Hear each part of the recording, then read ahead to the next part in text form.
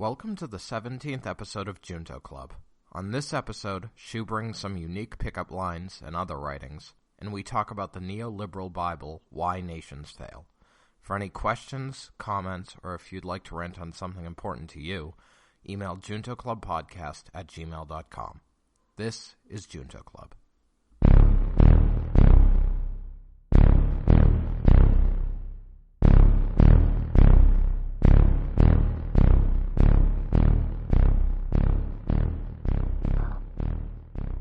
Junto Club. All right, welcome to the 17th meeting of the Junto Club. This is a club inspired by Benjamin Franklin, who, back in the 1700s, organized a group of his friends from a club for mutual improvement. Basically, they came together and discussed topics on business, science, philosophy, politics, and the like to try to kind of, improve themselves, learn more. So, we sort of do the same thing, touching on all those topics or anything that really takes our fancy. And, this episode is going to be primarily on Why Nations Fail, a book about why nations fail, self-explanatory title. Just basically trying to understand why some countries become rich and some countries stay in poverty. I'm the one who read the book, so she will be grilling me with questions. But before we do that, Shu, as is tradition, has a quote from Benjamin Franklin. Yeah. All right. This week's quote is, quote, "If you would have your business done, go. If not, send." End quote. Any thoughts? Can you read it again? If you would have your business done, go. If not, send. So, if you... Does it make sense to you guys? Now, if you want your business done, go. If not, send. All right. This is a wild guess, but maybe he's basically saying, if you want to get things done, a business deal or something, if you want to actually accomplish it, you need to go. So you can, hash it out in person. And if you don't really care about having to actually get through or whatever, then you just send a letter or someone else for you. Especially back in, when, technology was much very different. Virtual meetings weren't a thing. Right. No, maybe? I see that. I see what you're saying, man. And I think that's sort of the direction I was leaning to. If you want something done well, do it yourself. That type of ideology. Yeah. Yeah. I think. I think that's my understanding as well. Have you heard of the agency problem, the principal agent problem, the agency problem? Yeah. So basically, any kind of interpersonal relationship, any kind of business relationship, there's always conflict of interest, right? So different people have have their own incentive to do stuff, right? Especially if so that's why for when you're doing things, right, you want to have those incentives aligned, right? If they're not aligned, then things could messed up, right? So, but yeah, so this is. I think, but I agree with Mike's, your interpretation. If you do stuff, if you want to get something done really good, do it yourself, right? If you don't, then send someone else, let someone else do it, but yeah.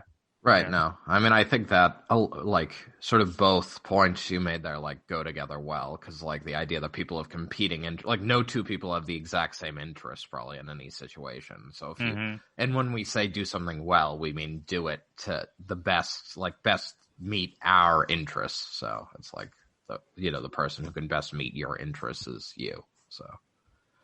Yeah. Sounds good. All right. I think we figured that one out. That's good. Last week's was rough. Okay, so news roundtable. Anyone had anything fun they wanted to bring up? Me? I was going to talk about some pickup lines that I found on the internet. Oh. Is that news? Yeah. Do you have anything else you want to talk about? Mike No. or Matt? No, I mean, I feel like the news is mostly depressing. All right. So. So let me check. Let's check out this pickup line I found on the internet. I'm losing my voice from all the screaming your hotness is causing me to do. Any thoughts? Like All right, check out this one. Yeah, okay, go ahead. Okay. No, you can get the second one first. Yeah. No, I have an A of these. So All right. Like every other pickup line I've ever heard, it's terrible. Mhm. so the second one is I love you. I don't care if you are a doggo or doggo in a trench coat. I don't know All what that right. means. Is that No, just like no. the Like, is baby that- way of saying dog? I think so, yeah. So The I don't other care one if is you look like a stealth assassin from the clouds. Are you sure that's a pickup line? Yeah. Like, I guess that's a different way of saying angel. Yeah. So I'm not sure. Oh, that's pretty good. Yeah. Here's the other one. So what's the definition of femtometer? Because I would like to run it through your cork 10 times. Here's another one. I don't even get it. Here's another one. Hey, baby, are your schematics compatible with this protocol? So What do you think? that's a No, home these are- run among No. people chained in a basement. Pickup lines are bad to begin with, and these are below average. Really? Okay, I was thinking of using it. Actually, so these pickup lines are generated by AI. Oh, okay. Here's your Oh, okay. Here's Yeah, the Mac. angle. Yes. And they do make sense, right? no. So actually, this is done by a researcher, research scientist, an AI researcher called Janelle Shane. She has a blog called AI Weirdness, and then this is something that she play with. Like she try to using basically a neural network, like deep learning, to generate some pickup lines from. So basically, and then I mean, she commented actually the pickup lines she actually found online generated by humans actually are worse than these. So Well, she's a computer scientist, so she was not a computer science actually. She was a physics major. She was doing optics engineering. equally as bad. All right. But I I didn't do pickup lines, but I obviously use like LSTM, neural networks to generate I tried to generate jokes with like LSTMs, and yeah, they're bad. Oh, So Mike, yeah, I was going to mention. Do you know have you heard of the GPT-3? GPT-3. I don't believe so. Isn't that just the super huge neural net that some researchers made for like general language processing? Yeah, exactly. It's from OpenAI, right? So this is what she used to generate those, right? She basically have different versions of different models of it, and using that and to basically to do this. Yeah. So yeah. So what it does, I mean, what AI does actually, all it does is just try to predict the next word. Right? You generate one word and you try to predict the next word. That's what the AI does basically. And this GTP3 actually has been very, very powerful right now. So it was able to, like, you basically just give the AI a prompt. Like say, hey, generate the top pickup lines for 2021, and that's what it generated, right? So that's the other thing that the pickup line, the thing it does actually was able to a lot of people using GPT-3 actually to wrote just give it a prompt. It was able to wrote computer codes program that actually works pretty well, and also write books, poems and stuff like that. Yeah. So is that can you actually access the supercomputer or No, you have access to the model GTP-3. Oh, okay. It's just the model. Okay.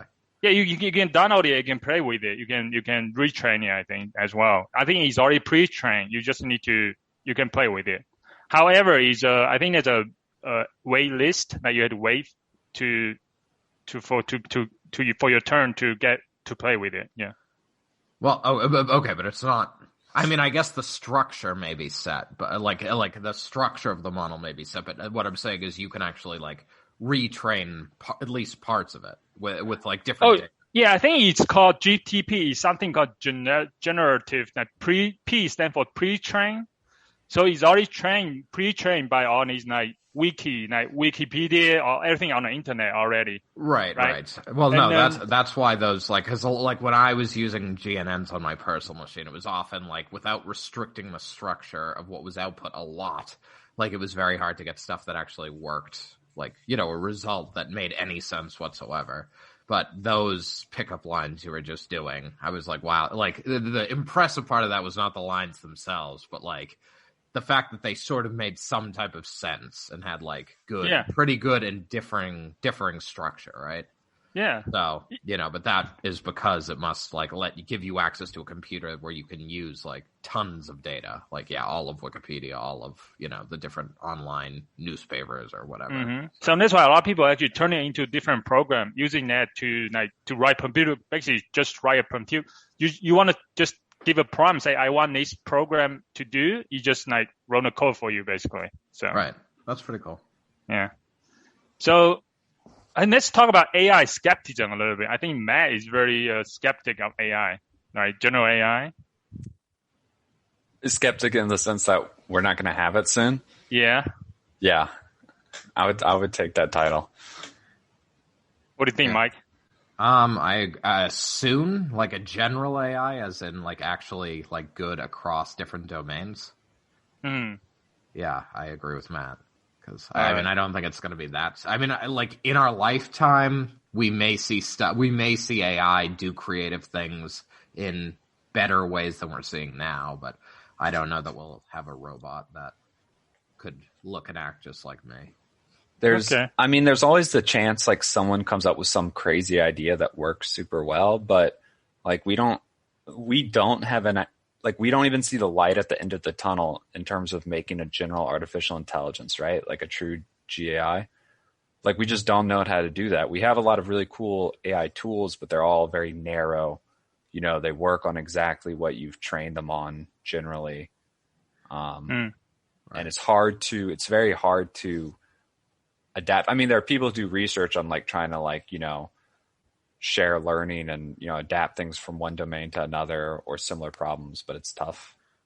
Yeah. I mean, neural networks, like, I mean, if they're good at like image classification, I wonder, I guess, because I mean, our neurons are far more complex learners than any node in a neural network. So it's like, I feel like that would be a way to ramp up things, like, because it's like if we could figure out how to make like those nodes learn what our neurons are encoding for, then that's a way to ramp up very, very quickly. But like even if you had a neural network as big as our brain, like they're much simpler. Their neurons are way simpler, and right. So, and I don't think they are as big as brains yet. Right, exactly. Yeah. So it's two different issues. It's computing power, and appropriate data, but also our brains are just like better at learning. So I don't know. I mean, human brains also still have a lot of like different functionality kind of isolated in different parts of the brain that sort of work together. So I mean, I could easily see, you know, the first general artificial intelligence being something similar where you have components, like you have some deep neural networks that do image processing, right? Like maybe that's a part of it. That's part of this artificial visual cortex that does one thing, but then you have entirely different stuff that does other things, right? Right. No, I think like spatial, localization. I mean, we talked about a couple of weeks ago, like how that's enhancing like chip speed. Like it's essentially just packing things tighter together. So it's like, I mean, the process, like I would imagine that at least the first types of AI, like general AI would have, essentially algorithms designed independently and then brought together, because in many ways like our brain evolved that way. So. Yeah. What are you super optimistic, Shu? You think we're going to see a general AI in 20 years or something? General AI, I'm not sure, but some pretty good AI, and that's good enough to do a lot of stuff. I'm personally, I don't think AI should be we don't really need general AI, right? We just need AI that's good enough to help to augment humans, right? We don't need that AI that's equivalent of human intelligence. We need it to do something that human can do, right? I think that's the best way to use it, right? Mm-hmm. Yeah, no, that's fair. Yeah, and then here's a word. I mean, some people, someone wrote about like skepticism.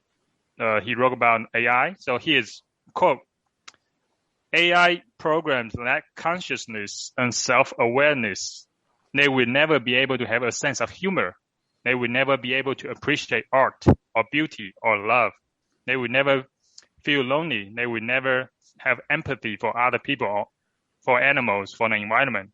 They will never enjoy music or fall in love or cry. What do you think?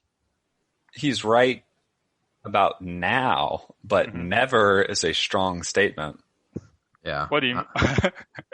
So I used to kind of agree with him, because when I learned how computers work and programs work, I'm like, how could you ever go from that to, something equivalent to, how humans learn and grow and stuff? It seemed impossible, but I had someone present me kind of a thought experiment, which was like, imagine you just had a super powerful computer, right? Yeah. Infinitely powerful. I guess it doesn't need to be infinite, but incredibly powerful. And you just simulated a brain, like a human brain, your human brain, every neuron, every connection, all the molecular interactions within it. And then you fed it input and took the output out, and you could plug that into a computer or a robot or whatever. Like, if it's a perfect simulation, there's nothing theoretically stopping us from simulating a brain like that besides just having the information and the processing power. Obviously then it could do what a human brain does, even if you call it like a simulation. So now, is that the best way to accomplishment? Probably not, but I think it shows it's possible, right? You can make a brain in software that does the same things a human brain does, at least. And then from the question of, if you say that's not true emotions, but what we have is true emotions, I mean, that's just like a semantics or an impossible philosophical question of, is something that thinks with like a different underlying mechanism, is like their thoughts and feelings fundamentally different somehow? I would say not in any way that matters to us, but. Right. No, I mean, it's really the question, the answer is, can AI have like emotion, empathy, all of this? Like, if you say no, like, the only way I feel like that's a valid assertion is if you are like humans of souls, like some type of, like, that's the only difference that I could possibly see. Like, if we're designed, like, and you think we're like in some way like presented some divine spark, like, that is literally the only difference I could possibly see. Because AI, like, yes, we can replicate exactly what we have eventually. All right. That makes sense. So what if I tell you that the thing I just recite to you was generated by AI? That one was good. That not like good, pickup lines. That sounded like something someone would write for real. Exactly. Yeah. That was generated by the GTP3 as well. That's an impressive one. Yeah, you just gave it, basically, the guy just gave you a prompt, and the prompt in this case is a few words expressing skepticism about AI, and that's what the AI generated. Mm-hmm. That's good. Yeah. That's good. That's coming. Yeah, it's coming. It's coming for your writing jobs, I guess. That's right. I mean, I do hate writing, but this is a little late to finish my dissertation for me, so. Yeah. That might be the biggest thing you ever write, Matt. All right. It better be. If my next job wants me to write more, I'm going to be like, F that. I will not do this. You could just write books. Like, you can be one of those, like, famous scientists who just, like, who their career, like, I have expertise in this field, so I'm going to write just books for the layman that are like 200 pages that, just sort of recycle the knowledge in the field. Maybe. I don't think so. Okay. All right. I feel like enough people are writing books. And you might say, aren't enough people making podcasts too? Absolutely. This is unnecessary, but. This is an excuse for us to talk, and we're putting it out on the internet. That's right. That's right. But we also do it live. Not a lot of podcasts doing it live, so, That's We got right. it. If anyone has questions, they're allowed. They can ask us live. Oh my gosh. Why aren't we on Twitch streaming? That's what we need. Because I don't know. I don't want to be associated with gamer culture. Oh my gosh. Gamers are the most oppressed group in society. That's right. That's obviously a joke, just in case anyone listening couldn't pick up on it. All right. So get on Twitch, Mike. So anyway, you guys know Elon Musk, right? Mm-hmm. So he tweets a lot, right? And he always get in trouble, right? Mhm. You remember that? Yeah. Right? Yeah. Ooh, what's that? Oh, no. You can keep talking. This is just for, people who are watching. I know. I forgot her name. Atlas. That's a Atlas. he. All right. If you're listening, I picked up my cat and started showing it off. So there's Atlas and Rory, right? That's right. 2 cats. Wow. All right. You can All keep right. talking, Joe. All right. So Elon Musk, right? We already know he tweet a lot and he always got in trouble, right? Mm-hmm. Mm-hmm. Even with the SEC. So here's the here's a prompt that you give it to tell the AI GTP3 to write a Dr. Seuss poems about Elon Musk, and this is a part of what he came out with, right? Okay. Quote, but then in his haste, he got into a fight. He had some emails that he sent that weren't quite polite. The SEC said, Musk, your tweets are a blight. End quote. It's pretty good. That was pretty good. I might Pretty good start point. using this. I need to download this just when I want to write something clever on the internet. No, yeah. I mean, you said, Shu, that it's like a waiting list, right? Because Yeah. I feel like something this powerful, like, you must just be like signing into like a terminal and, putting the data you want to train it with on like a remote machine. And Well, they're not retraining this at all. They're just passing a prompt to an established model, if I understand right. Yeah, I mean, so it's already pre-trained. I think you just download the model, probably in the source code, right? And you can pre-train it. You can train it with your own stuff again to do something specific that you want, right? oh, I see. Okay. And you can basically modify it to do anything you want specific, to do the pickup lines, right? You need to, you still need to do some work to get it to do exactly what you want, like your application, basically, right? Right. Okay. Yeah. So it's giving you probably a pre-training with like all of the literature on the internet so it already has figured out, like, the neural network has already like essentially implicitly has like some understanding of structure between words and stuff like that. I mean, then all it does is just predict the next word, right? Just predict what the next word should be. That's all the AI does, and he's able to do so much. That's what, yeah. Mm-hmm. And right now you can, I think, play with it, but I don't think you can do anything commercial with it because Microsoft actually got into a exclusive partnership with them. So I think Microsoft just paid them a bunch of money. Mm-hmm.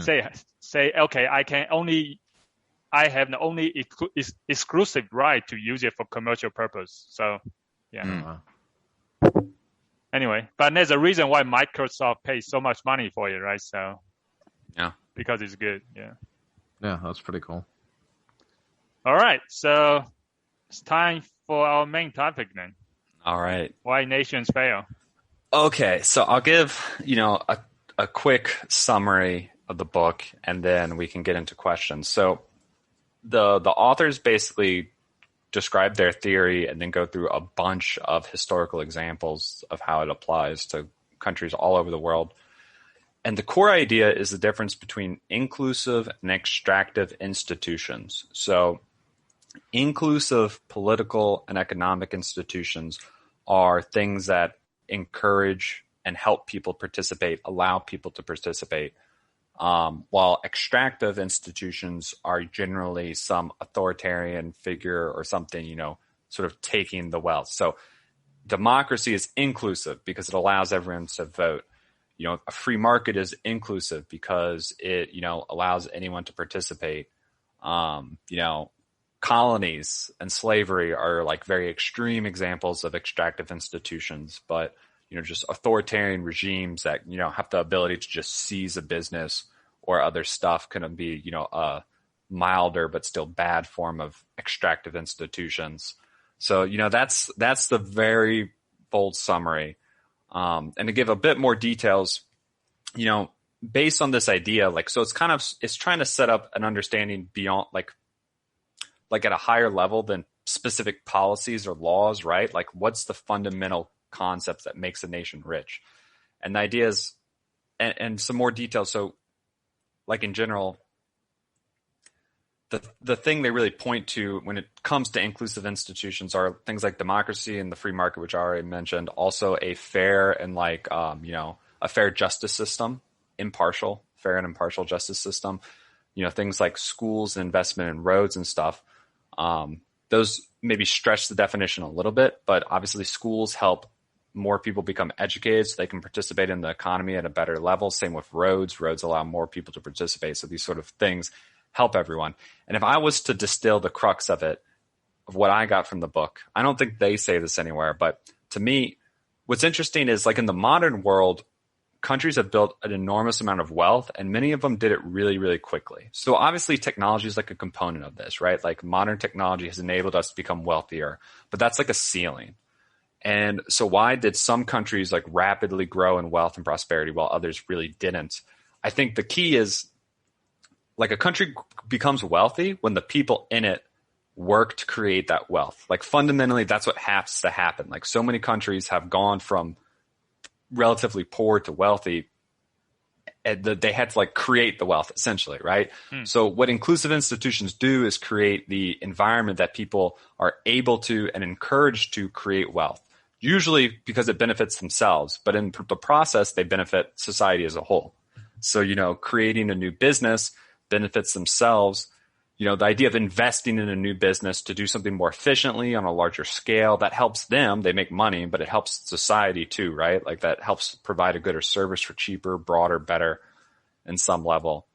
So, and when you kind of have this, and it also talks a lot about like cycles, like once you have kind of these inclusive institutions, the things generally tend to sort of spiral up.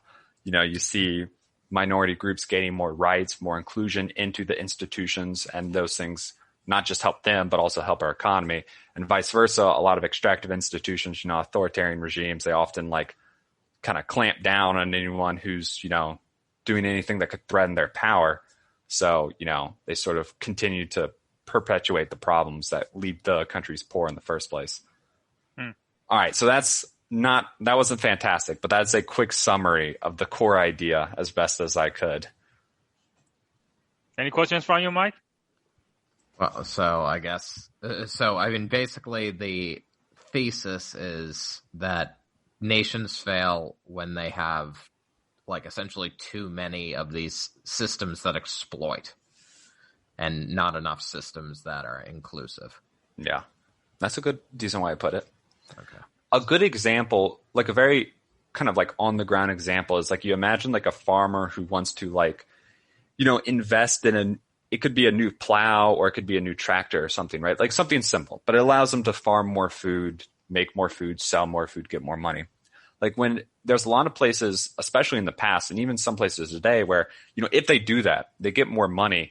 There's a very good chance that either it could be a corrupt government, it could be like organized crime, or it could just be like random crime. People are just going to see that, okay, you now have more wealth beyond just like living in like base poverty. So they just come and take it, right? Like doing better just makes you a target for people who aren't interested in, building up society as a whole, but are just looking how can they extract wealth from other people. Right. So this is why things like a fair and impartial legal system and respect of property rights are important, because that incentivizes people to invest in themselves, their businesses, their communities. And it's those things that start to accumulate wealth in society as a whole. So that would be my more physical example of these obviously very kind of vague ideas. Sure. So are you saying that, Joe Biden just announced the $2 trillion infrastructure bill, right? Yeah. To improve the roads and bridges, stuff like that? So you think that's an inclusive policy? Yes. I don't think it's like heavily inclusive, but I think it is a little bit. I mean, it's a good investment. It's not fundamentally, I don't know if it really is changing. I don't know if it's heavily changing how inclusive our country is, but it might be a little bit of a push. Got you. So what do you think about the Biden's the bill, the infrastructure bill? I haven't read much about the details, but it seems good. I think he's planning to have our electricity grid carbon neutral by 2035, which would be really awesome. So. All right. So why doesn't the author using the word inclusive? Like, is there any better word for it? I feel like inclusive is like, I'm not sure if it hits the nail in the head. Yeah, I thought about that too at one point, because like before I read it, like I kind of heard about the idea and I thought maybe I kind of had like a somewhat different picture of what he meant, but I can't think of a better way to describe it.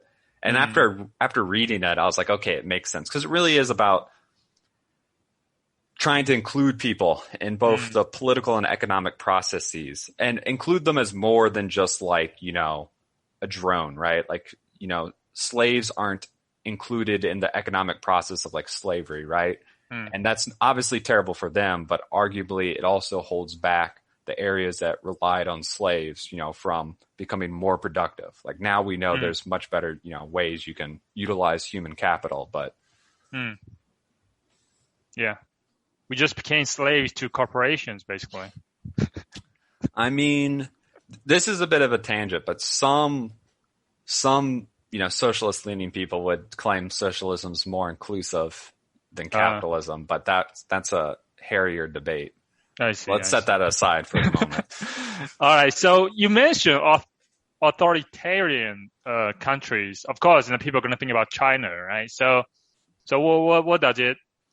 Is China a counterexample to the book's thesis then? So it's an interesting example for sure, and I think the book talks about China, and to a degree, we kind of have to wait and see. So I think according to the book's theories, China can't sustain, like if its theory is correct, China can't sustain its growth, because the theory says that extractive countries can generate some limited growth, because like obviously, setting up a colony and stealing their resources is going to get you some wealth, but it's arguing that that's not sustainable and will never it will never generate as much wealth as an inclusive thing. So it would argue, as I understand the theory, that China will either become inclusive, as more people gain more money, they might, push for more rights and kind of start, a cycle where it becomes a more inclusive liberal country, or it's likely will eventually kind of have a collapse and, either a collapse or just like a stunting where it never reaches the wealth of, both Western and Eastern countries that are, fully developed, like, like lots of European places or South Korea or things like that. But I would like to mention that, a big part of China's success was clearly it shifting to a more inclusive capitalistic approach, right? Mao died. Then they started all sorts of market reforms, and they set it up things like the special economic zones, where, encouraging businesses to invest. And that was exactly when we saw a big shift in China going from very poor for decades to rapid growth and development. Now it has, this is more about like some people are like China's still, it's kind of like a weird half and half, right? Like they say they're socialist, but they also have a billionaire class, right? China has the second most billionaires of any country in the world. So, it's a very interesting case, but I think I would say their history shows that the shift they did towards more inclusive institutions aligned very clearly with the rapid progress they got in the 80s and 90s. Where it goes from here, it's hard to say. As someone growing up in China, so there's a phrase that so after Mao died, I think Deng Xiaoping, he's the one that took over, and then he actually in China actually people call him an engineer. right? The engineer of like a new era or something for China, right?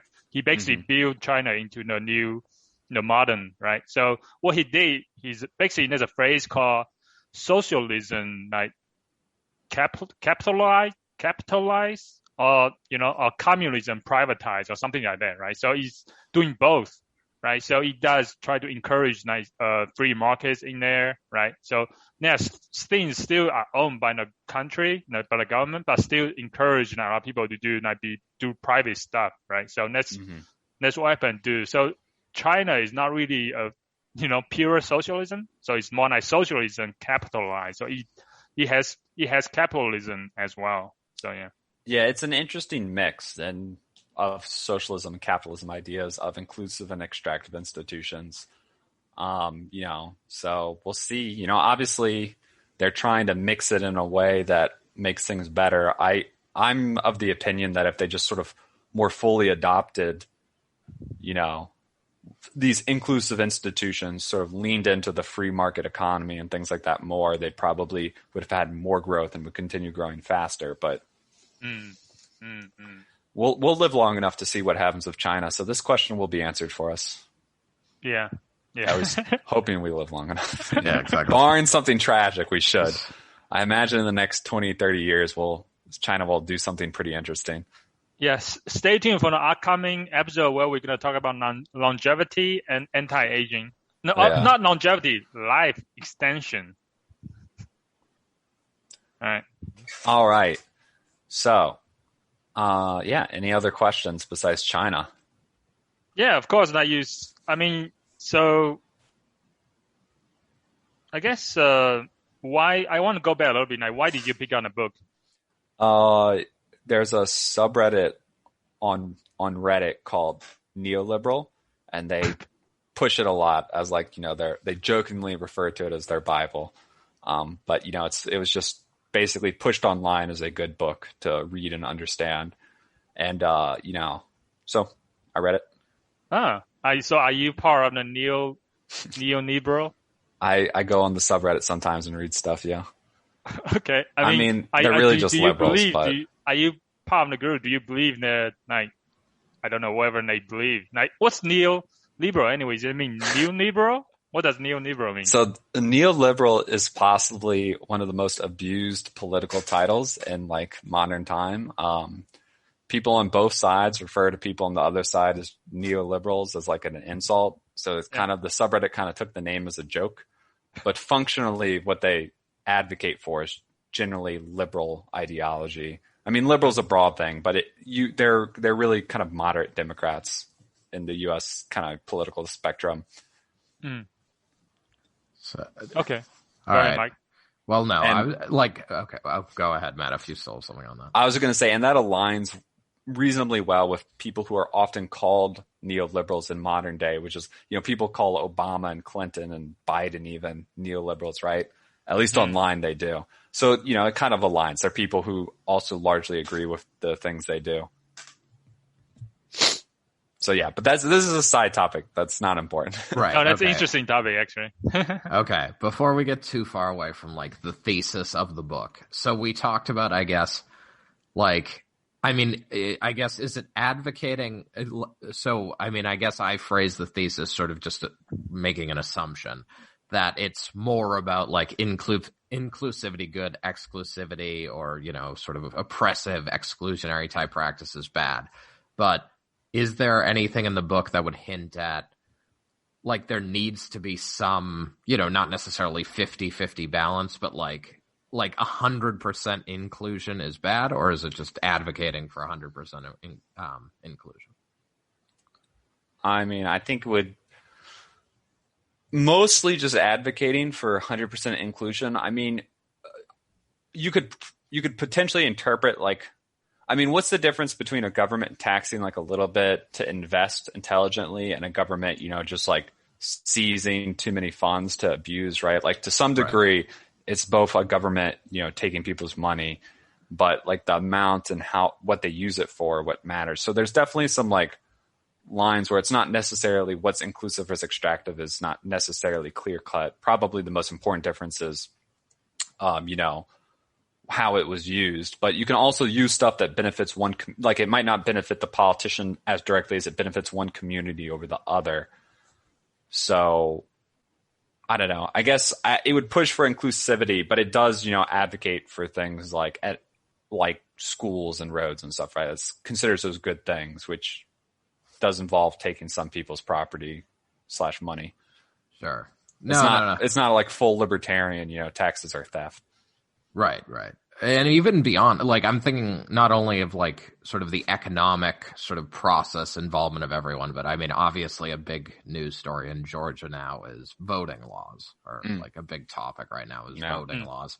So, it's like, I guess there are questions about like, is 100% voter participation what we want, or is it, and it's like, I mean, for the most part, I think it's good people vote, but I guess depending on what your society looks like, I mean, I guess like if you lived in a place where, I mean, I don't know, people like there was larger groups more like actively like against something that was like obviously, I mean, I don't like it's a difficult thing, right? Because I mean, I guess like 100% inclusivity is like making the assumption that you're never going to encounter essentially never going to encounter something that sort of the majority opinion can't like get right enough to keep things going.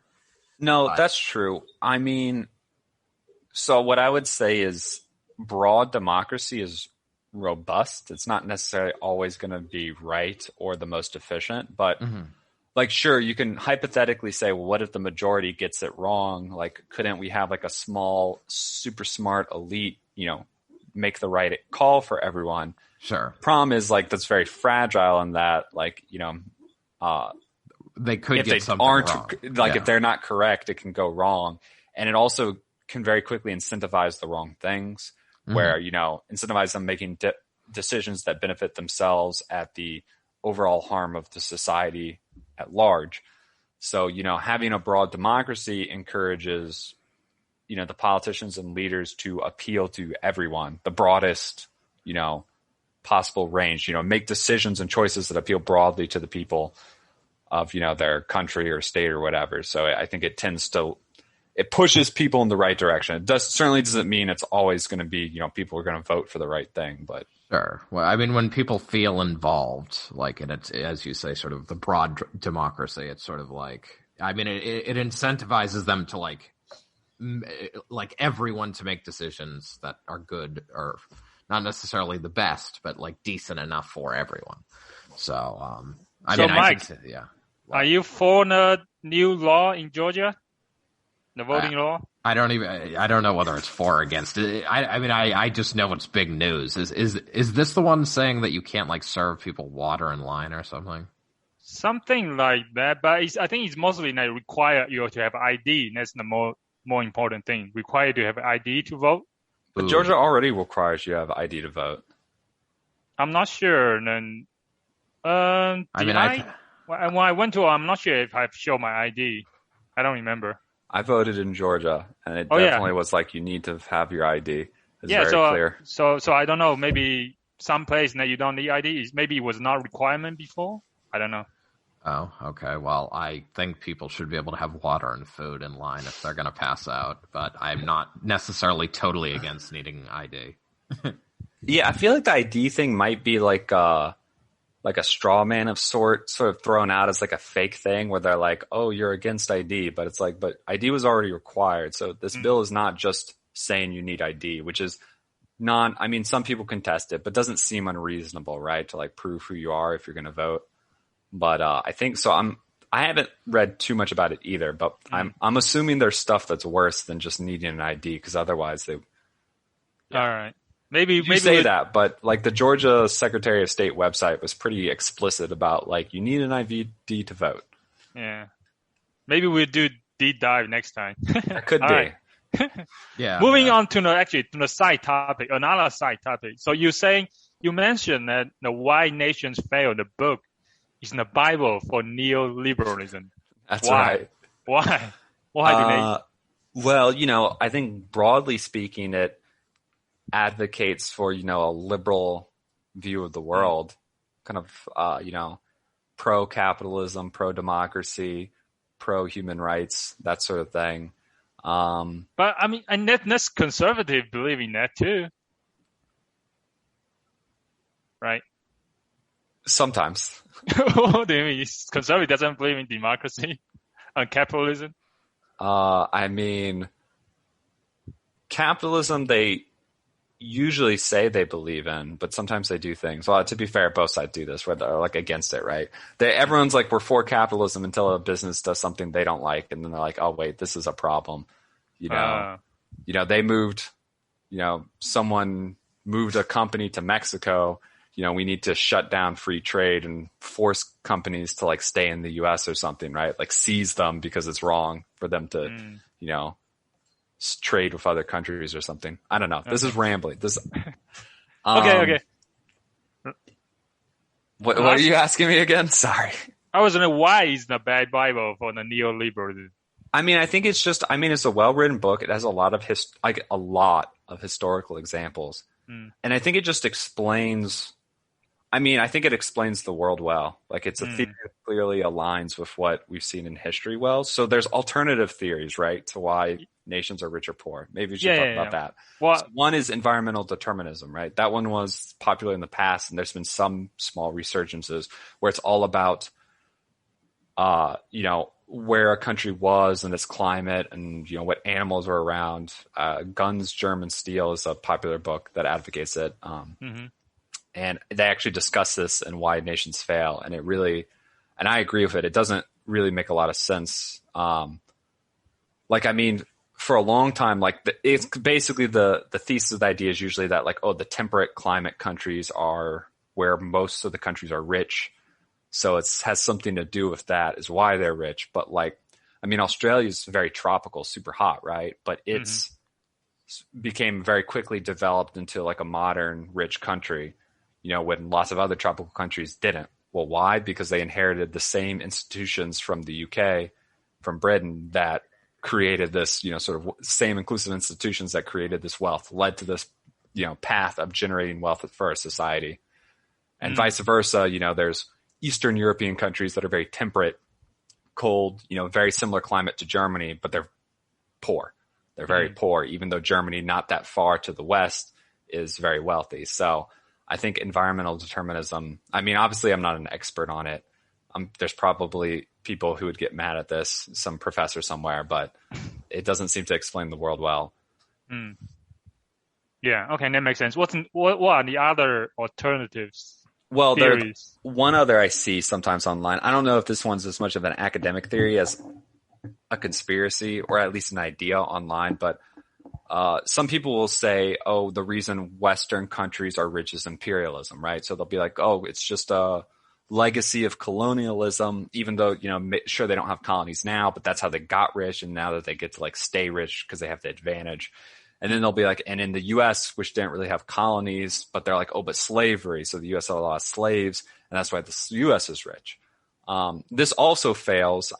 There's some, it maybe does a little bit better job than environmental determinism in terms of just lining up, but it also fails because, for instance, Brazil, a huge country with many natural resources, just like the U.S., actually had more slaves come into it from the Atlantic slave trade than the U.S., did not become super wealthy, right? Australia was a colony, did not have colonies. Why did South Korea become super rich when North Korea became broke poor? South Korea, after the Korean War, did not go set up colonies in other countries, nor did they import slaves to do work. They became super rich. Or even comparing the U.S. South and North, right? The U.S. South had a big slavery, right? That's a major industry. The U.S. South is also still more poor than the North. And at the end of the Civil War, or even before the Civil War, the difference was more stark. Largely the U.S. South has caught up over time. Obviously, we're vastly more richer, the U.S. South, than it was in 1870. But the slavery was not, it's it's kind of like a short-term thing. It's like short-term thinking, right? The extractive institution of slavery on the short term can make some people wealthier, but the North, which was, building factories and industrializing, going to a more inclusive approach to economic growth, came out way ahead. and that difference still kind of lingers to some degree. Well, I mean, part of that though is is part of that sort of the North being, I guess, closer more connected to England, where the Industrial Revolution started, or. I mean, it could be, but I feel like, I don't know. The Industrial Revolution was already underway before the U.S., became a country. And colonists settled from the, Britain and all the states, as far as I'm aware, or most of them. Sure. So I don't think I doubt that it would have been I doubt there would have been a huge difference between the North and South in terms of that. I just think it's, I think the South sort of got trapped in a cycle of using an extractive institution to make wealth, which limited it, right? Sure. So, and then shifting from that became difficult, and it took a while, and it kind of let it back. So anyway, those are a bunch of random examples of why this idea that, the Western countries plus some other countries in the East are rich was from imperialism. It doesn't really align well with history or, what we know. Yeah. That's pretty good. From a quick summary of the book, I just look at some of the summary of, they mentioned Botswana. What happened in Botswana? What is that example that they study? Do you know? Yeah. So this was so they talk about the unique kind of culture and politics in Botswana and how that they're more inclusive, and that's why Botswana is doing much better than the neighboring African countries. I honestly don't remember all the details. This is really in the heart of going through a ton of historical examples, and I read this a while back. So I don't remember enough of the details to talk about it much. I remember the core thesis, but you'd have to read the book if you want to learn more about Botswana. Oh, gotcha. So I guess so how is American doing right now in terms of inclusiveness? Are we going downhill, or are we going uphill, or are we just stay neutral? I would say it's mostly staying neutral. I mean, but should we be progressing? Could we still be progressing? Probably. But I don't think anything has backslid too much in terms of, but I'm not sure what's the key answer to making the economy more inclusive. Obviously, UBI gives everyone that baseline start to make things, to help everyone get involved, but, not to go back on a topic, but I think we've been relatively neutral, right? I don't think our fundamental institutions have changed heavily since, I mean, we had the civil rights and, women's suffrage and things like inclusion of minority and women more into the economy made us better. And there's still some work we could do towards that, but.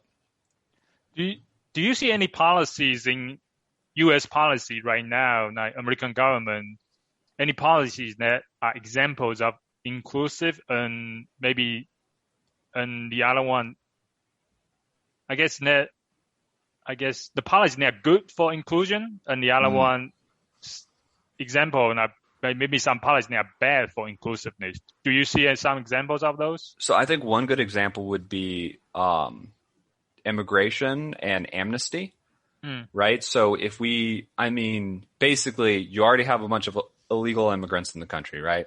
It would be very easy to argue that giving them amnesty, a path to either citizenship or at least some legal status, would help include them in both the economy more fully, as more as not hiding in the dark, but full legal residents, at least, if not citizens, and that would likely both help them economically, make their own lives better, and also grow the economy itself.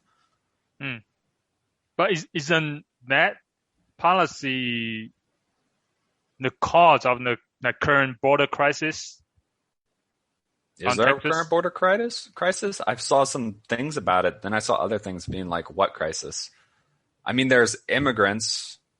I'm not even sure. Has there even been a big surge or anything? I've heard conflicting reports of whether there's more than normal. Well, at least I know on the Republican side is always a crisis, right? Like Fox News and Ted Cruz, visiting the border, so it's a crisis, But I guess the Democrats says, it's not a crisis. So yeah. What about you, Mike? What are your thoughts? I mean, about the border. I mean, I Yeah. don't know. You haven't paid attention to the border?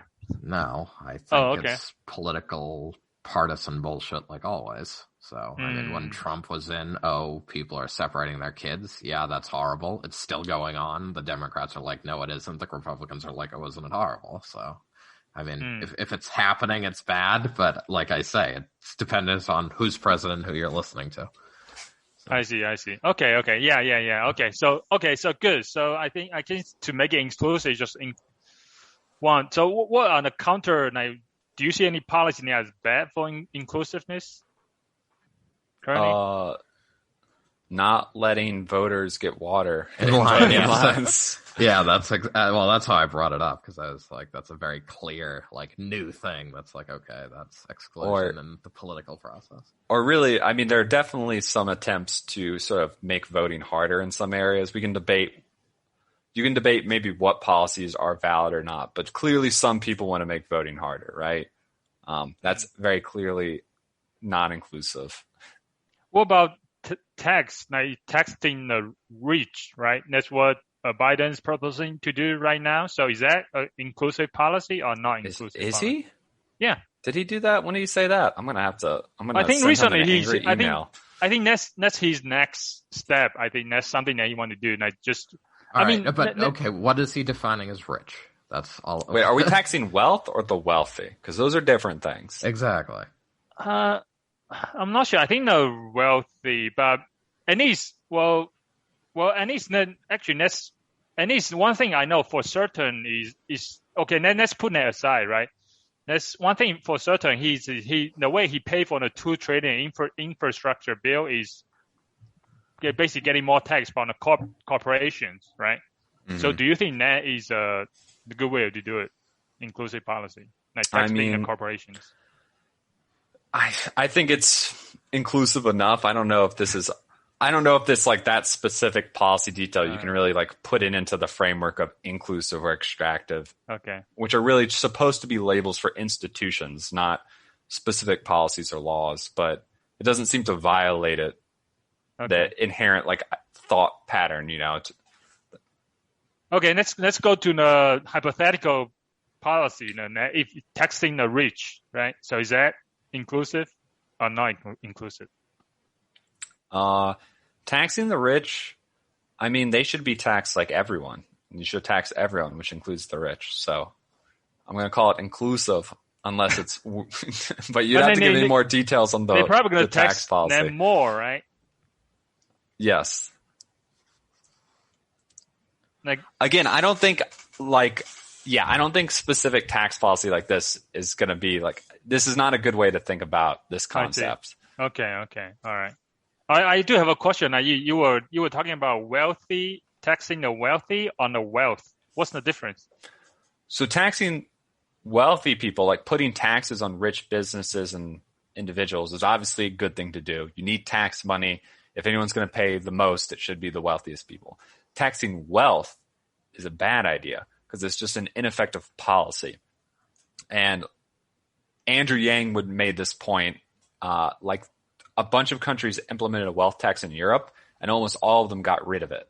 So why? Because it's very difficult to implement, and they raised very little money overall because they spent so much effort trying to tax it, and they didn't get that much back. It's just wealth is a weird concept, right? Like, I mean, it's kind of arbitrary. So, if someone buys a painting, like how much is that worth? Do you have to go have art experts evaluate every painting in some rich person's house to try to determine their wealth? Do they have to evaluate every, car and boat? Like there's a lot of stuff, and those might not be too hard. There's some stuff that's not too bad to evaluate, but there's a lot of stuff that would be really hard. And it makes it, how rich people already get around taxes, right? They do anything they can.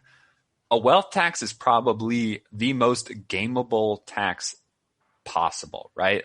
Like it would be very easy for them to put money into things and then just somehow get someone to say it's not worth that much. And then later on they can sell it again for way more than they paid taxes on it. And this is what happened. And it's just very difficult to implement and deal with. It's just not effective. I see. So just, the core idea that some people with massive amounts of wealth, should be the main people, like should pay more in taxes is not bad. It's just on an implementation level, it's flawed. And we have many historical examples showing why it's bad. Because wealth isn't liquid. Wealth is not liquid. It's not concrete or objective. It's, Okay. It's just like the hardest thing to tax. What you should tax is consumption. Okay. That's good. I mean, that kind of makes sense to me. Yeah, just taxing the income, right, and the consumption as well. Yeah. Yeah. I mean, consumption is kind of on the flip side. It's the easiest thing to tax and track. Isn't doing that on your own is regressive, but if you're using the taxes to help people who are poor, you fix that anyway. So, but okay. All right. So going back to the book, so is there anything that you disagree with the book when you were going through it? Disagree with the author? And the core idea, no. There was one example they used of a town that was like had the border cut between it, kind of the border of Mexico and the U.S. Oh yeah, that's right. And they talked about like the differences into the town and how it's like just on an institutional level. And honestly, I didn't think the example really worked because I feel like there's a lot more to it than just like different institutions between those two towns. Also, like the town in, the U.S. side is one of the poorer towns in the U.S. and the town on the Mexico side is one of the wealthier towns in Mexico, but the U.S. town is still richer than the Mexican side. But I'm like, it was one of many examples. So I'm not, and it wasn't like ended up being a counterexample, but it was just a weird one where I'm like, I feel like there's actually, for this case, there's a lot of like clear alternative hypotheses that could apply. Too many confounding factors, but yeah, it's because the way they define fail, right? Well, how they define failure anyway? Is it because just they define it just like the GDP, like how much money you produce?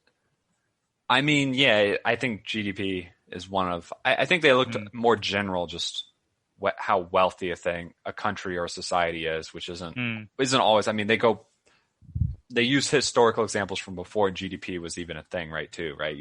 Rome and stuff like that. So, but like for every society, there's been at least some, there's at least some written documentation about how rich people were, how rich the government was, rich people, poor people, like what was the level people were living at. So you can make guesses, at least reasonable estimates. Okay. Yeah, just curious if there's a country that is like, it's not really wealthy, but might consider poor, but the people live very stable life, and they are consider doing very well, stable, peace, like being productive, happy, so those, I mean, based on this book, you can see a failure, right? Because it's not very wealthy. Yeah, maybe that's true. If you have a good example of that, that'd be interesting to bring up. Yeah, I guess those people like living in the woods, they don't really mingle with the modern society. Those people, I guess. I guess I don't think I'm maybe for modern times, but like, I mean, you go back a couple hundred years and being poor wasn't like, oh, I can't have the newest tech and go out to eat every, day. Being poor was like, I don't know if I'll make it through the winter or I'll starve to death, right? Like, it's not that far back in time when 50% of children died before adulthood, right? And that was just normal all over the world. So, so the idea of like, oh, maybe they're not rich, but they're doing well enough. In today's world, that could possibly be true. You could have a country that's on the poor side, but everyone's fed, everyone gets basic healthcare and housing. And you're like, hey, that's not so bad. That's maybe even good in some people's mind. That they could argue. I think some people would find that better than what we have in the U.S., where there's more disparities and maybe the average person's better off, but there's, the rich, super rich and more poor people. But yeah, in terms of history, I would be very surprised if you found an example of that. Okay. All right. And So I want to go to India actually. Just I don't know somehow you thought about India because these are three almost like very like China, right? India is very popular, but a lot of people say it's going to be the next superpower as well. So I mean, what's happening in India though? Does the book give you any perspective on India? The book doesn't. I don't think it really talks about India much because I think a lot of the stuff that's happening is too new. So there's not enough. It's not history enough to really like evaluate. Yeah, and I don't know too much. I mean, from what I've heard, India is pushing. You could say India is pushing towards more inclusive things, but that's a lot. I don't know too much about it. If you have more concrete examples of like the changes India's been making, we could discuss that. Oh, I just wondering why India is not in the same level as China right now, right? So then that's why I want to just wondering why it's not as wealthy or maybe as as it's not recognized as a equivalent as China. So then that's why I'm asking. Yeah. Well, it's not as wealthy as China, right? Yeah. I mean, it's got a similar population, and it's growing. It's developing. Like it could end up as wealthy as China, and not so long. But right now, at least, it's behind. Yeah. So that's why I'm just curious, like why is that the case, right? Yeah. Mm-hmm. Okay. Yeah.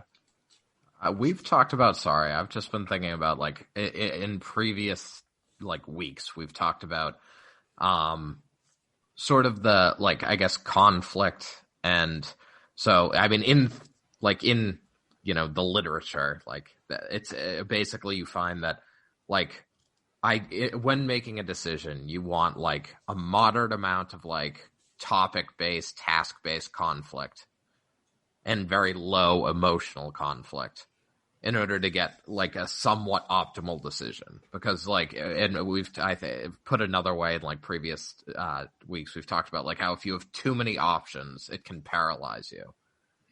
And like, or like, and if you have too many options, or if you have like high task-based conflict in like a group or something, it can lead to emotional conflict. So I guess like I'm trying to think about how to apply like this book to like our country in a way, and like also the books and also I'm thinking like the book's thesis, like I mean 100% inclusivity, like on all things, like on all fronts, like I think it's just hard for me to be like it sounds good in theory, but I'm wondering if in practice is that going to lead to something like, where we have too many options, too many opinions, and that ultimately leads to the emotional, like, what we're seeing like emotionally right now, right? Where essentially there's just like emotional outcry everywhere. Is this like the Bernie Sanders, we don't need 20 types of deodorant? Maybe. I think he said something like that one day. Like, we don't need 20 types of deodorant in the store, I don't know. This kind of sounds like a reach, Mike. I'm going to be honest. Well, I don't, because I think you are thinking about the opposite of inclusive. I don't think the opposite of inclusive is not exclusive, right? Even if you are excluded, it doesn't mean that that's the wrong thing to do, right? As long as you are not doing the opposite of inclusive, and is from this perspective is extractive, right? Are you exploiting these people, right? You try to extract stuff from it. Maybe there's a different way. Maybe you are thinking, okay, if it's not 100%, so 20% excluded, then maybe that's bad. But I think the opposite of inclusive is extractive, right? So it's not. Right, exactly. Inclusive. Okay, yeah. So it's not inclusive, exclusive. It's inclusive, extractive. That's right. Yeah, different policy. Maybe that helps. I don't know. No. I had forgotten that distinction, so it does. Yeah. Yeah, it's not slavery, right? You are making that citizen not as productive because is not. You are only using their labor. Now you're not leveraging his brain to do maybe if you don't do slavery, these people are going to actually do a lot of invent stuff, right? That might be changing the world and stuff like that. So right. Now, obviously, slaves have a very little incentive to work hard and effectively for very good reason. Beyond the terrible, just moral crime that slavery is. But yeah, No, that's a really good point she made. It's so like, I mean, in a very simple level, you can think of inclusive as kind of cooperative, while extractive is competitive in the sense of like, not competitive like in a market sense, but competitive in the sense of like, I'm going to take from you, right, get wealth rather than make anything. Right. No, I mean, that makes sense. So, not. All right. Yeah. Cool. I had 3 more questions. One is, so did the book change how you think and all? Like before you read a book, like if you compare like before you read a book and after, like did it change your thinking any way?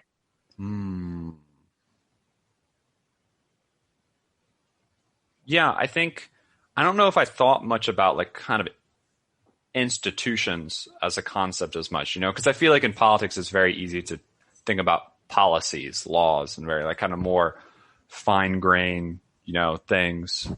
And also kind of just assume technology is like why we're wealthy, right? And obviously, again, it's a part of it. But I think it kind of helped me view kind of history and the world through a different lens and say, okay, why do some countries, in some cases, the same people that are split into 2 countries, why did, one go one way, one the other? It's not just one picked better policies, but like there's a more fundamental underlying, cause. Yeah, I think as you summarize it in the beginning, it's kind of about all about the people, right? If you need to leverage the people to be more productive individually. Yeah.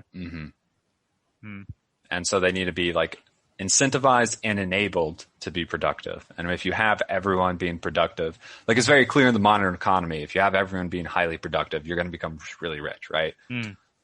That's all the rich developed countries, the regular income of a worker is much higher. They're just more productive for a variety of reasons. Tend to be more educated, tend to be able to use technology more, better tools and stuff, et cetera, et cetera. So is there any way you can apply this concept from the book to business, like companies, corporations? Because I think you're talking about institution, right? Institution, companies as kind of, smaller example, but can you apply this to these institutions? I think you could. I mean, I'm doing this off the fly, but I think kind of employee-friendly policies, like things like giving employees stake in a company, stocks, maybe rewarding them for doing well, and just, that sort of thing, kind of getting them kind of like, rather than just having a very dictatorial, like the managers makes you do this and you just get your pay no matter what, and like, I'll punish you if you don't do the stuff, like kind of encouraging employees to be active, to think on their own, to take initiative, and to be rewarded for the success of the company over it all. I think you could argue that's kind of a similar inclusive framework, right? And, and maybe that would make your company better because you'd have employees kind of, engaged and trying to do more rather than just grinding. I mean, there's always going to be some people who just want to grind for their money, right? And they're not really that concerned about the company, but that's how you could maybe apply these ideas. Okay. And I mean, I've heard stuff about that, right? Where people are like, say like, if you give employees more power in decision making, then things often go well because they're the ones who really know what's going on the ground level. They're the But and this is a similar concept in the military called decentralized decision making, right? You have a commander, right? Send you, give you some missions, but these are people, the soldier are the one executing it, right? And their decision need to be decentralized, right? Cannot just be like someone on top, just like shout out commands, right? They need to do it themselves on the ground. Yeah, I think it's not like inclusive versus extractive isn't explicitly decentralized or centralized, but there's clearly like some correlation between the two, right? The more you include, there's just obviously more people in general. Inherently, things will become more decentralized, and extractive institutions tend to be concentrated in terms of someone or some group with power doing the extracting from other groups. So you tend to get this more strict hierarchical power structure. Maybe in a way, I'm thinking like instead of just thinking about what can I get from my employees, right? They need to do this so I can benefit, right? Maybe it's like giving back to the employers as well. Like, oh, what can I do to give benefit to employees, right? So instead of just not just taking, right? Yeah. I think Chick-fil-A is a great example of this, right? Those employees are so much better than every other fast food. I have to assume they get paid way better. Oh, really? How so? Why Chick-fil-A? Have you ever been to Chick-fil-A? Yeah. It's a few times with Mike, because he's obsessed with it.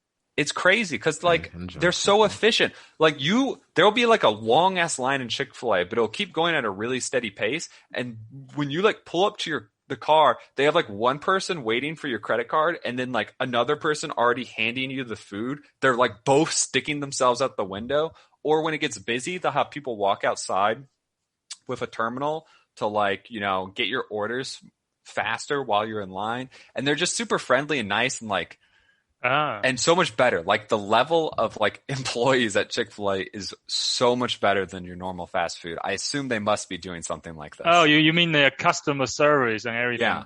But it's obviously it's both customer service and like they're friendly and polite and engaged and enthusiastic when you talk to them. But they're also like really fast and efficient. Like they are working well. They're not just like a lot of fast food places. The people are just kind of like going along. And it's like, okay, I get it. They're being paid garbage, so they don't really care. It's like, I understand this, that's just how most fast food places are, but not Chick-fil-A. Maybe it's because they believe in God. I don't think every Chick-fil-A employee believes in God, but we could see if that, factors into their business organization. Okay. Interesting. But yeah. Cool. I think that's pretty good. That's all my questions for this week for the book. Yeah, I think that's give me a lot of pretty good understanding. To summarize again, Yep.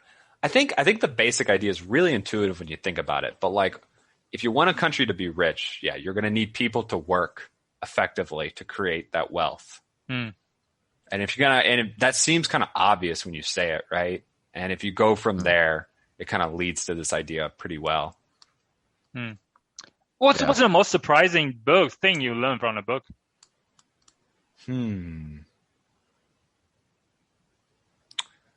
It's a shame I read this like a year and a half ago because it's hard to remember now. What most surprised me at the time?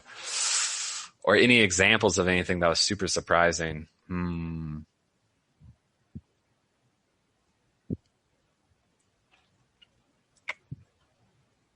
I don't know. Okay. I can't remember what I did and did not know at that time. Did they talk about Singapore and all, like Asian Singapore and all?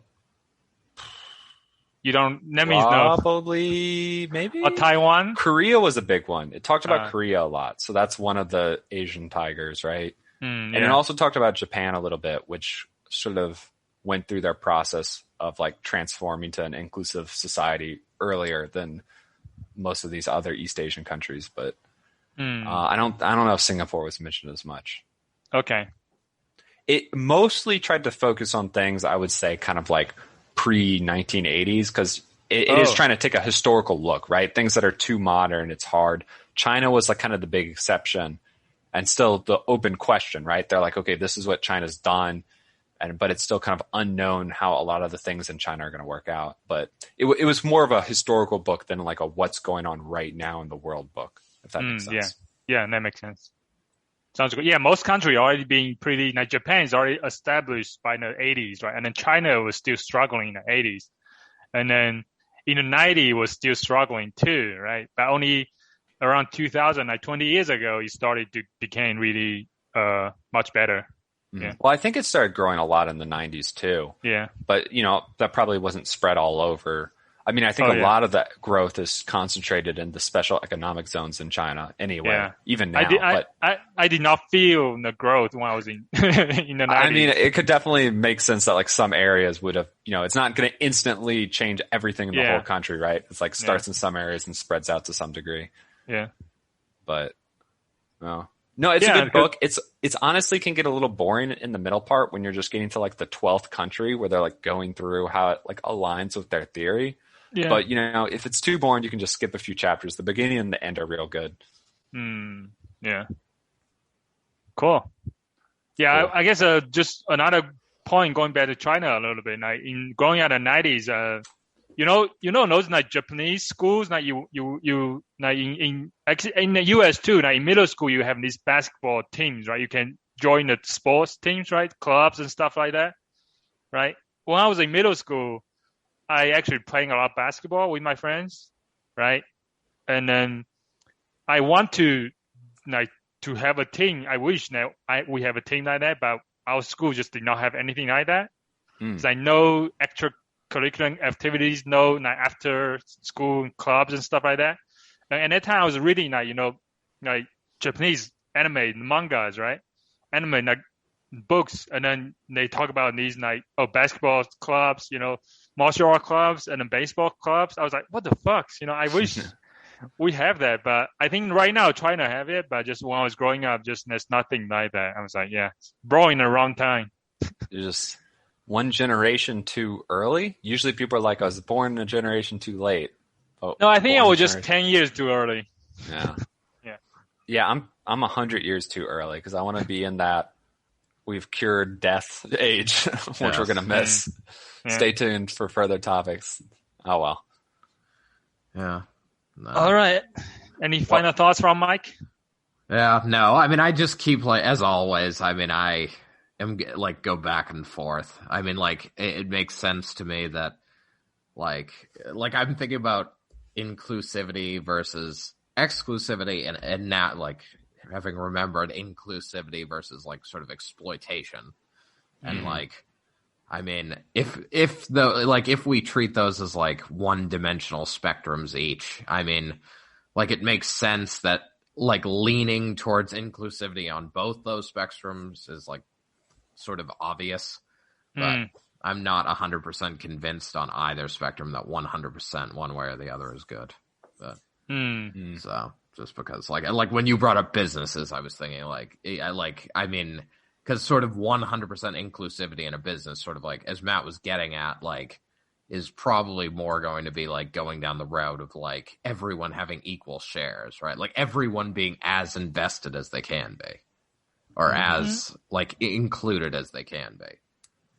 But yeah, go ahead. Well, but I would just say that like I agree that everyone should feel that they have a stake in it, but like there's a question about like with respect to the. And this, I going back to the quote we started the episode with, like no one knows your wants or like your as well as you do. So if you start a business with a certain vision, like I think there needs to be some degree, like there may be some degree of exploitation, some degree of exclusivity that is necessary for you to drive that where you want it to drive. With the respect of a country, obviously, that's a whole nother thing. But yeah, and I mean, you're not wrong there. But yeah, I get, the important thing is countries and a company or a business is not the same thing, right? Right. So, countries are not created by someone for a certain purpose. So the idea that, a business, you might say, oh, yeah, the owner should be able to sort of drive towards what they're going for. But with a country, shouldn't have just one person deciding, what happens to everyone. Because this is, in the end, this is a theory for nations, right? And the institutions that, are part of those nations. It's not like presented as a general life philosophy, how to be happier and get rich or something. Yeah, but I think, Mike, your point of inclusive, I feel like inclusive doesn't mean everybody have equal power, right? It doesn't necessarily mean that, right? It just means, I think, and it's from what I understand, what Matt was talking about was inclusive just means that you try to enable everybody to be productive, right? But doesn't mean you should give them everybody equal power, right? To make a decision, right? So. No, that's good. I think she made a good point. I think you could argue, the employee, who doesn't have any power, but they get a decent pay to do a job that they're assigned. Yeah. Like this is an inclusive, that it could be to some degree is inclusive because you're including them in the whole process.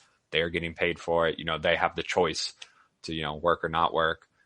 And I don't know, what's the example of an extractive thing? Those scummy companies that like, you pay them to get like part of into the weird sales pyramid scheme. Oh, yeah, the pyramid And scheme, like that could be yeah. like an extractive company, right? Because they're, in a very literal sense, they're looking at their employees as the way they get most of their money. It's from the employees, and then it's hoping to build. So I would say a pyramid scheme is an extractive business.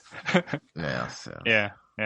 No. I mean, it's interesting, but yeah, I guess I was just thinking about like, I don't know, whenever absolutes are argued, and like I think you said like a couple of times throughout the episode, basically like that it doesn't seem to be. It seems to be a very general philosophy as opposed to like anything that is relevant to implementation.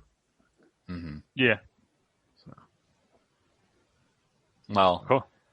I think it's got relevant for the countries that aren't, already rich. I think there's a lot of these you can look at and say, why potentially like what's gone wrong here and what could we change? But for like the US, it's probably less applicable because it's kind of like, okay, yeah, at the US level, it's like the details that we would differ on. Yeah. It's what you'd care about. Right. It's, I would say for the US, it still could be relevant, just like don't do stuff that are the opposite of inclusive, right? Just like, and that's one way to prevent US from failing, I guess, right? Sure, but I feel like if it's talking about like the extortive practices it's referring to, and like are almost like on a level that we're like it's like on a level that we're not going back there, right? I mean, because like it's referring to like slavery things like so. I mean, is there that much we need to learn? Like, if they're that extreme, is like it's in policies, right? Now, I mean, there's a lot of countries like Brazil, like other African countries. They don't have slavery right now, right? But they still not doing very well, right? North Korea, no slavery, but they have slavery in North Korea. Yeah, still, I mean, there's a lot of countries, there's no slavery, no like exploitative, obvious policies maybe, but they're still not doing, they're failing, right? Because like, I guess Venezuela, right? Look at what's going on there, right? So chaos. Now, I guess nationalize a bunch of industries, cause an economic collapse. It's not very inclusive. But I guess that's what I'm saying, though. Like you're naming countries where literally people are just totally removed from the economic and or political process. Yeah. So it's like, I mean, the U.S. is not even like the U.S. includes. I mean, despite what like a lot of people are arguing about now, a lot of people, a very high percentage of people, are included in both the economic and political processes here.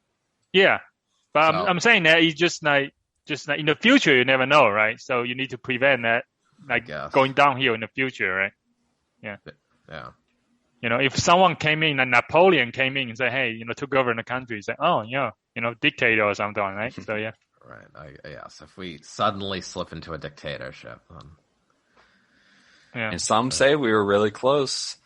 They went for the electoral college vote. This is not really that close, but there was a sort of a coup attempt. I mean, if our political, like, almost dictator is now giving speeches at, like, weddings, just trashing the new president, I mean, I don't know how close we were. But wait, Trump's giving speeches at weddings? I didn't hear about that. Well, no, there was, like, some wedding at Mar-a-Lago, and he, like, he showed up and, like, took the microphone, and apparently, like, I didn't watch the video, but apparently he was, like, going off on Biden and stuff.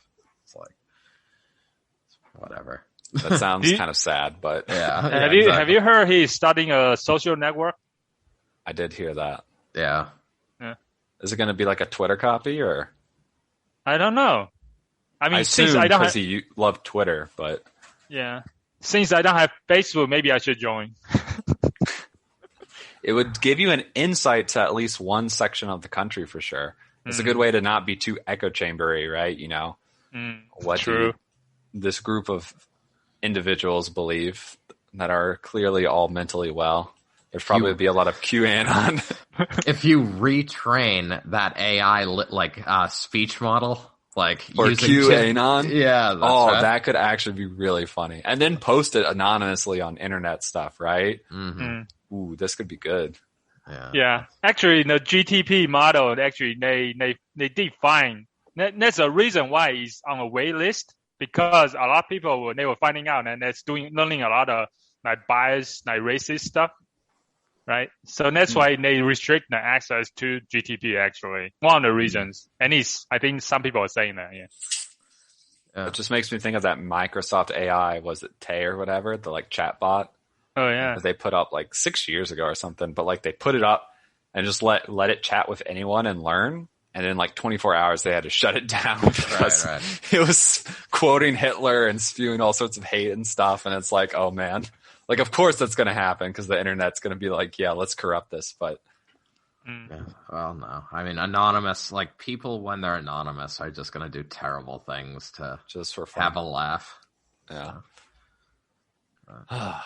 All right. Let's right. put an end to this episode, and then we're tuning next time for Bruce Lee. I guess we talk about Bruce Lee next time. Bruce Lee and martial arts and related philosophy.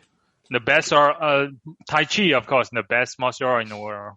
Yeah, that's right. We can talk about how Matt punched me in the face.